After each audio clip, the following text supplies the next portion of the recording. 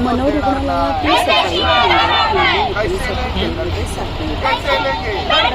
सफाई कामगार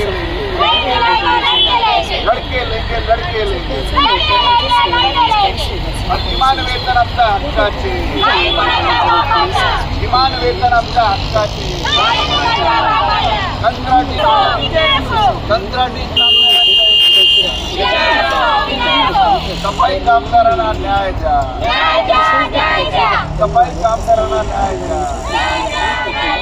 महाराष्ट्र शासन होत नाही, महाराष्ट्र शासन मोल बंद देणार नाही. कैसे लेंगे कैसे लेंगे कैसे ले लड़के लेंगे लड़के लेंगे लड़के लेंगे. किमान वेतन आमच्या हक्काचे, किमान वेतन आमच्या हक्काचे. कंत्राटी सफाई कामगारांना न्याय द्या, सफाई कामगारांना न्याय द्या.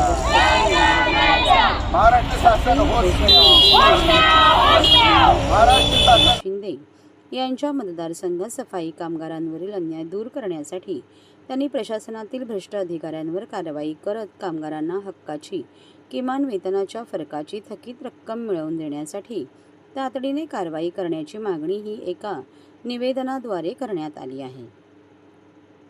1 वर्षाच्या मुदतीसाठी करारनामा असताना किमान वेतन अधिनियम 1948चे उल्लंघन करून कामगारांची पिळवणूक करणाऱ्या ठेकेदाराला सतत 5 वर्ष मुदतवाढ कोणाचे आशीर्वादाने मिळते आहे याची सखोल चौकशी करावी अशी मागणी युनियनचे सरचिटणीस जगदीश खैरालिया यांनी केली आहे.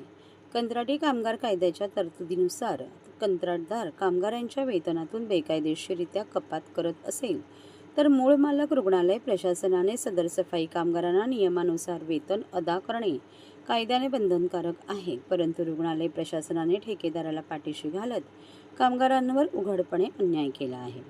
कामगार उपायुक्त ठाणे यांनी इन्स्पेक्शन करून ठेकेदार विरोधात 4 फौजदारी खटले दाखल केले आहेत. रुग्णालय प्रशासन विरोधात फौजदारी कारवाई करण्याची मागणी युनियनतर्फे करण्यात आली आहे.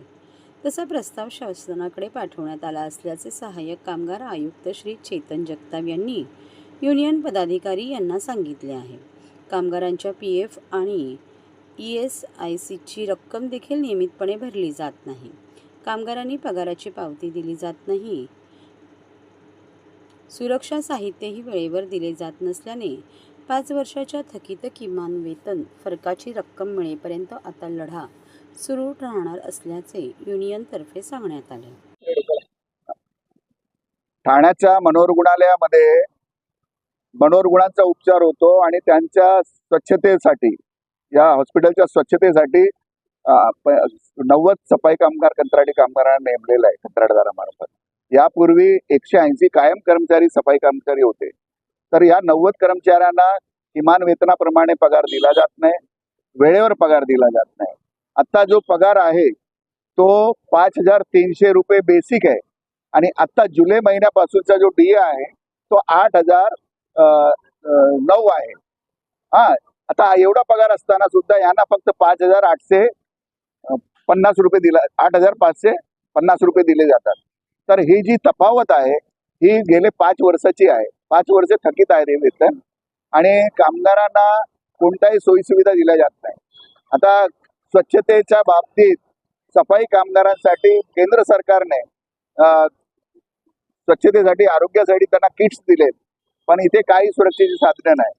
गणवेश सुद्धा आम्ही लढून 5 वर्षात एकदा दिलाय. त्यामुळे ह्या कामगारांकडे पूर्ण दुर्लक्ष आहे. किमान वेतन वेळेवर दिला जात नाही. किमान वेतन हे कायद्याने मॅन्डेटरी आहे, बंधनकारक आहे आणि जर ठेकेदारांनी दिलं नसेल तर मूल मालक जो आहे महाराष्ट्र शासन किंवा रुग्णालय प्रशासन त्यांनी द्यायला पाहिजे अशी कायद्यात कॉन्ट्रॅक्ट लेबर ऍक्ट मध्ये तरतूद आहे. त्याचाही अंमल हे करत नाही. आता गेल्या जूनमध्ये 11 जूनला इंडस्ट्रियल कोर्ट ठाणे यांनी ऑर्डर केलेली आहे की किमान वेतन प्रमाणे यांना पगार द्या. त्याची अंमलबजावणी अजूनपर्यंत ह्या प्रशासनाने केलेली नाही, ठेकेदाराने केलेली नाही. तसाच राजवीर चव्हाण यांना कामावरून कमी केले तेव्हा आम्ही कोर्टात गेलो आणि कोर्टातून सुद्धा आदेश मिळाले की त्याला ताबडतोब कामावर घ्या. 4 महिने झाले त्याचाही पालन हे करत नाही. आता आम्ही कंटेम्प्ट ऑफ कोर्टमध्ये गेलेले आहेत. त्यामुळे ह्यांना कामावर तर घ्यावंच लागेल.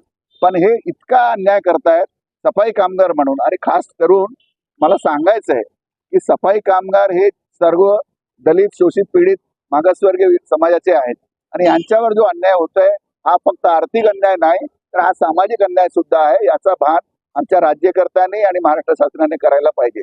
म्हणजे तर ठाणेकर नागरिकांना म्हणेल की तुमच्या कराचे पैसे जे सरकारकडे जातात त्याच्यातून हे सगळं होत असतं. कायम कर्मचाऱ्यांसाठी 7वा वेतन आयोग, 6वा वेतन आयोग हे होत आहे. परंतु 2011 नंतर किमान वेतनाच्या बेसिक मध्ये सरकारने एकही पैसा वाढवलेला नाही. 5,300 हे मूळ वेतन हे म्हणणे अमानवीय आहे. त्याच्यामध्ये दर 5 वर्षांनी सरकारने वाढ करायला पाहिजे होती त्याचा विश्लेषण करून, परंतु तेही केलेलं नाहीये. परंतु जे आहे ते सुद्धा दिलं जात नाहीये. म्हणून आम्ही या ठिकाणी साखळी उपोषण सुरू केलेलं आहे. आमचे 4 कर्मचारी आज साखळी उपोषणावर बसलेले आहेत. 24 तास ते बसतील, त्यानंतर पुढच्या 24 तास दुसरे कर्मचारी बसतील. असं सातत्याने आम्ही चालवणार आहोत. आणि मेंटल हॉस्पिटलचा कुठल्याही साफसफाईच्या कामावर किंवा रुग्णांच्या आरोग्याला धोका होईल यासाठी आम्ही काम चालू ठेवलेलं आहे. काळ्या फिती लावून लोक काम करतायत. आमच्या मागण्या शासनाने मान्य करावा एवढंच आमच्या या ठिकाणी मागणी.